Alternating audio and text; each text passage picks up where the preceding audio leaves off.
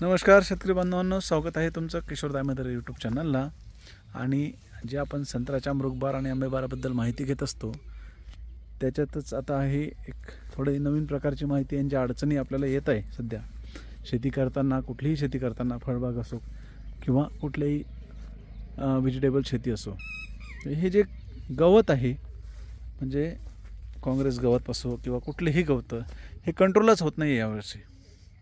म्हणजे तणनाशक मारून सुद्धा ते प्रॉपर जळत नाही आहे आणि बियावर येऊन परत नवीन फुटते। तर याला खूप जास्त तणनाशक मारून कंट्रोल करण्याचा प्रयत्न करू नका, कंट्रोल होणारच नाही आहे। शक्य तितकं याला कटरनी कापून कंट्रोल करायचं आहे आणि पुढं पाऊस कसा थांबतोय, कधी थांबतोय याची वाट पाहायची।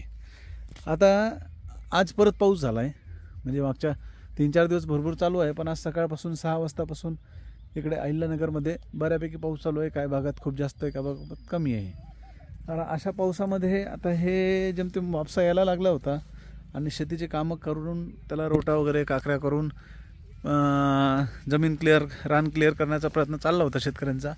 पण परत आता पाऊस झाल्यामुळे अजून 4-5 दिवस काय करता येणार नाही आणि पुढेही काय आहे माहिती नाही। तर इथे आपण जे झाडं बांधलेलं दिसते म्हणजे मृगबार चांगला माल आहे। झाडं खूप मोठे असल्यामुळे आपल्याला तो माल लक्षात येत नाही, पण माल भरपूर लागलेला आहे अशा प्रकारचा। तर इथे आपल्याला कोळीचा प्रादुर्भाव मागच्या 2-3 दिवसाआधी अहिल्यानगर जिल्ह्यामध्ये जाणवतोय, त्यामुळे जवळपास सर्वच जणांना आपण कोळीचा स्प्रे घ्यायला सांगतोय। आणि तुम्ही पण जे लोक व्हिडिओ बघताय ते पण आपल्या भागात कोळी ऑब्झर्व करा किंवा ऑब्झर्वेशनमध्ये लक्षात नाही येत असेल तर कोळीचा स्प्रे 100% घेऊनच घ्या। सनबर्निंगचा इथून पुढं काही विषय होणार नाही आहेत का, त्यामुळे त्याच्याकडे दुर्लक्ष केलं तरी चालेल। न्यूट्रिशनवर आपल्याला भर द्यावं लागेल, जे की ज्यांनी वॉटर सोल्युबल चं नियोजन केलेलं आहे, वॉटर सोल्युबल आपलं बेसल डोस भरलेला आहे, त्यांना खूप विशेष करण्याची काही गरज नाही। पण ज्यांनी दिलंच नाही त्यांना वॉटर सोल्युबल खूप चांगल्या प्रमाणात द्यावं लागेल, तरच फळांची साईज पटापट पुढे जाईल।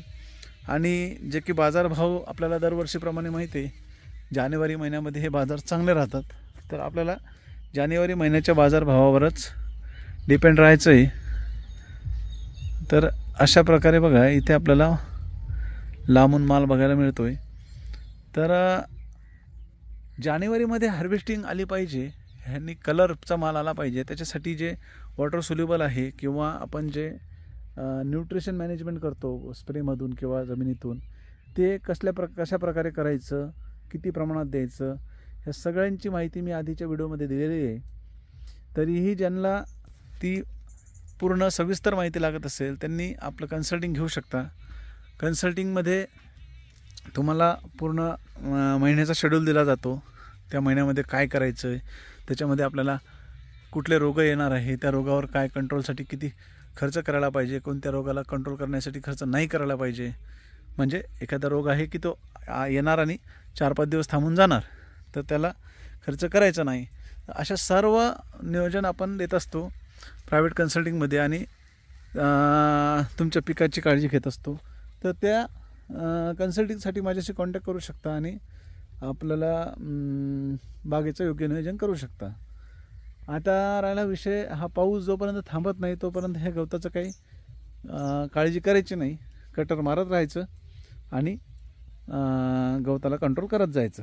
तणनाशक शक्यतोवर खूप जास्त मारू नका, यावर्षी बरेच तणनाशक मारून झालेले आहे, जमिनी खराब होत आहे, त्यामुळं तणनाशक टाळायचं आहे।